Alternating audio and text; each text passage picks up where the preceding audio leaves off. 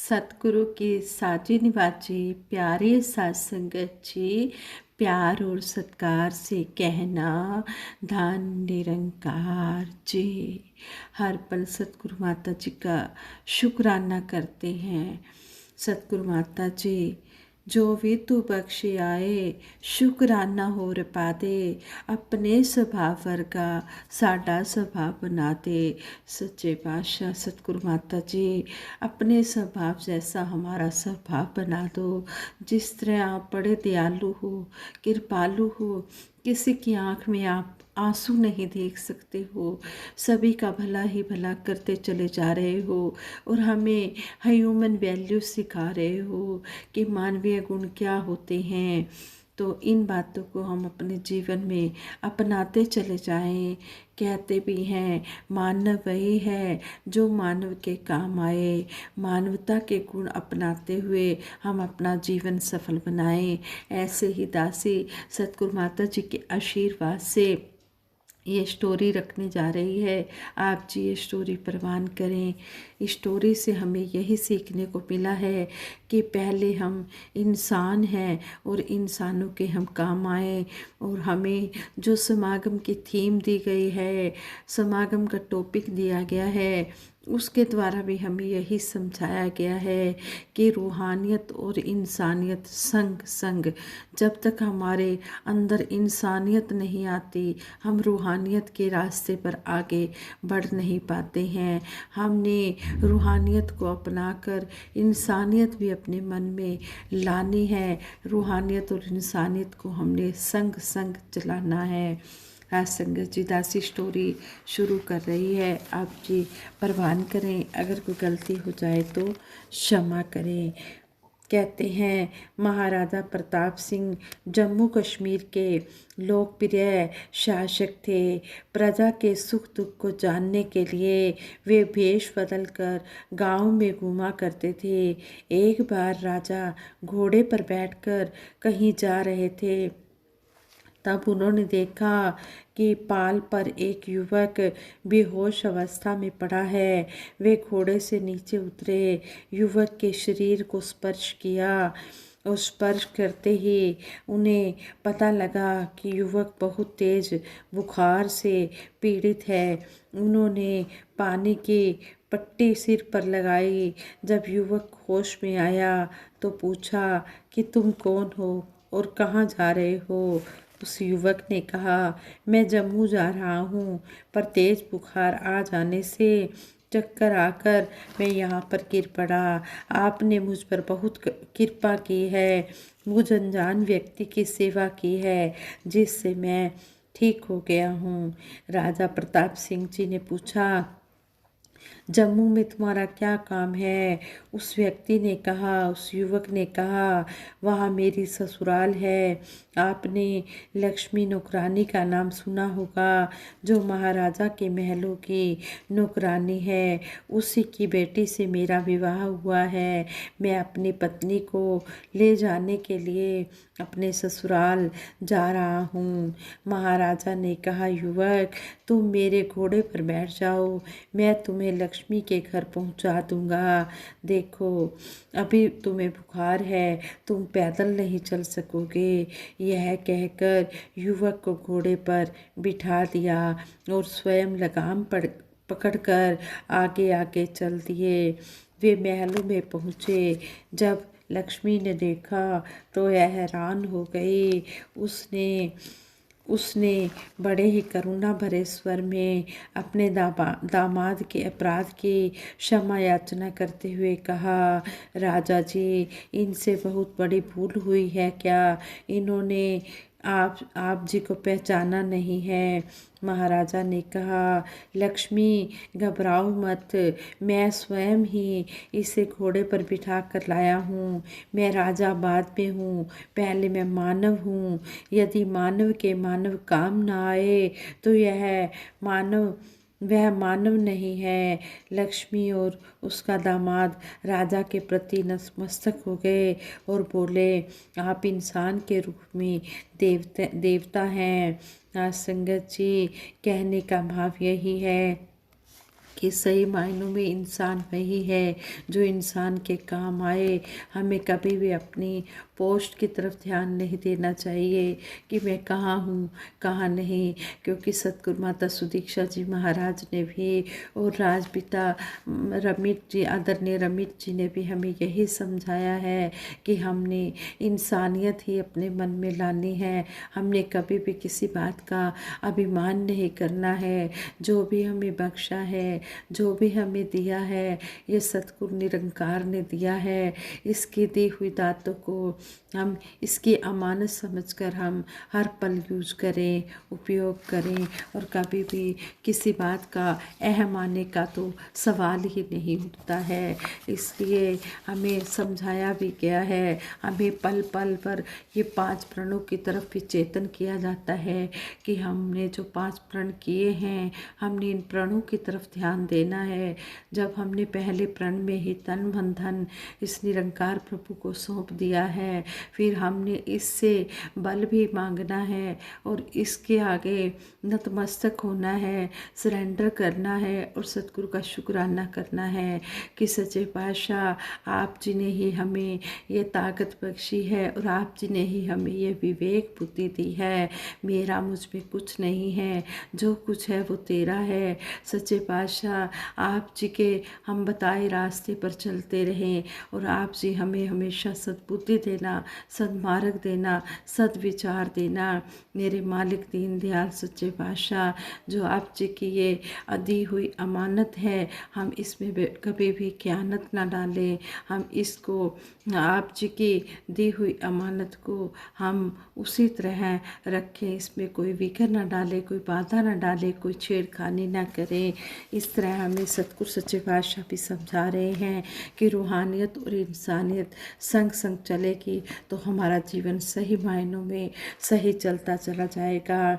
सतगुरु बाबा हरदेव सिंह जी महाराज भी जीवन भर मानवता का कल्याण करते रहे और उन्होंने हमेशा हमें विनम्रता और महानता भरे कामों से खुद कर्म करके दिखाया है। भोला मुख, मीठी मुस्कान, चेहरे पर नूरानी चमक और हर किसी का दुख दर्द बांट लेने वाला सतगुरु बाबा जी का स्वभाव अद्भुत और दिव्य आकर्षण से भरा हुआ था। बाबा जी बचपन में ही भोला हरदेव, युवा अवस्था में युवा हरदेव और मानवता के पथ प्रदर्शक सतगुरु बाबा हरदेव सिंह जी महाराज वाला रूप संसार ने निकट से देखा है। सतगुरु बाबा जी का ये रूप सभी ने देखा है और इनके हर कल्याणकारी कदम की प्रशंसा भी की है। इनका दिव्यता से भरपूर दिव्य हरदेव और मानवता पर किए गए अनंत उपकारों से युक्त युग दृष्टा उपकारी हरदेव वाला स्वरूप सभी को याद है, जो कभी भुलाया नहीं जा सकता है। तेरे एहसान का बदला चुकाया जा नहीं सकता, कर्म ऐसा किया तूने भुलाया जा नहीं सकता। मानवता का कल्याण करना बाबा जी का स्वभाव था और हर दिल में बस जाना इनकी वृत्ति। ये हमेशा सहजता से लोगों को अपनी ओर आकर्षित करते, फिर प्यार देकर और मिठास से उनके दिलों को जीत लेते और अद्भुत उत्साह लेकर जीवन के रास्ते पर आगे बढ़ जाते। बच्चे, युवा, बुजुर्ग, स्त्री, पुरुष सभी बाबा जी से प्रेरित होते, प्रोत्साहित होते। हम सभी जानते हैं कि आपस में तर्क या दलीलों से तो इंसानों को निरुत्तर किया जा सकता है, लेकिन दिलों के नज़दीक पहुंचकर दिल जीतने के लिए विशाल हृदय के साथ साथ बहुत बड़े तप त्याग की ज़रूरत होती है। सतगुरु बाबा हरदेव सिंह जी महाराज ने वर्तमान युग को सुंदर देन देने के लिए जो प्रयास किए, संसार में ऐसे प्रयासों की ज़रूरत हमेशा से रही है और आगे भी रहेगी। सतगुरु बाबा हरदेव सिंह जी महाराज का समाज को सुधारने का तरीका निराला था और अहम भाव को किनारे पर रखते हुए सभी को साथ लेकर दूसरे की अच्छाइयों और श्रेष्ठ सुझावों का सम्मान करने की प्रेरणा देते रहे। बाबा जी कहते कि भक्ति दिल का सौदा है, दिमाग का नहीं। जिंदगी में किसी को पीछे छोड़ने से जीत हासिल नहीं होती है, बल्कि एक दूसरे को साथ लेकर ही हम जीत सकते हैं। इसलिए अपने को नापने के लिए दिमाग और दूसरों को नापने के लिए दिल को यूज करें। सतगुरु बाबा हरदेव सिंह जी महाराज के सामने जब कोई किसी दूसरे की प्रशंसा करता तो बाबा जी ऐसे खुश होते जैसे एक पिता अपने बच्चे की तारीफ सुनकर खुश होता है। किसी की बुराई सुनना बाबा जी को बिल्कुल पसंद नहीं था। बुराई नफ़रत पैदा करती है, नफ़रत कांटों का रूप लेती है जो दिलों में चुभन देती है और बेचैनी पैदा करके सद्भावना को अपंग बना देती है। बाबा जी किसी व्यक्ति के मन में हजारों बुरे भावों में से भी यदि एक अच्छा भाव भी देखते तो उसे इस कदर उजागर करते कि उस व्यक्ति के मन में अच्छा बनने का उत्साह भर जाता।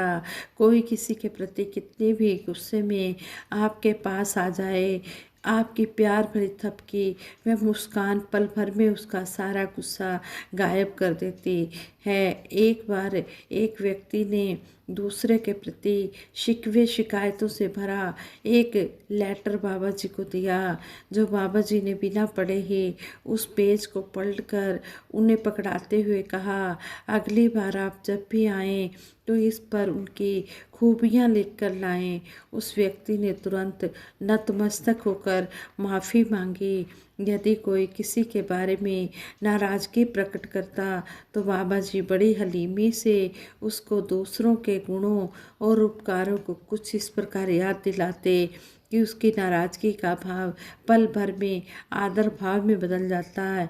एक बार सतगुरु बाबा जी की पुत्री ने बाबा जी से पूछा, बाबा जी यदि कोई गलती कर रहा है तो आप उसे सीधा क्यों नहीं कह देते ताकि सामने वाले को पता चल जाए कि वह कहाँ पर गलत है। बाबा जी ने मुस्कुराते हुए उत्तर दिया, दास कभी भी किसी को पर्सनल रूप में बुलाकर उसकी गलती नहीं बता सकता। इस पर पुत्री ने कहा, बाबा जी यदि आप पर्सनल रूप से नहीं बताएंगे तो सामने वाले को कैसे पता चलेगा। तब बाबा जी के कोमल हृदय ने एक और तरीके से इस बात को स्पष्ट किया। कई बार पर्सनल रूप से कही गई बात दिलों में नफरत व हीन भावना बनकर घर कर जाती है जो जीवन भर निकलती नहीं है और आत्मसम्मान में कमी ले आती है। इसलिए दास को जो कुछ भी कहना होता है सामूहिक रूप से सत्संग में कहने में ही विश्वास रखता है।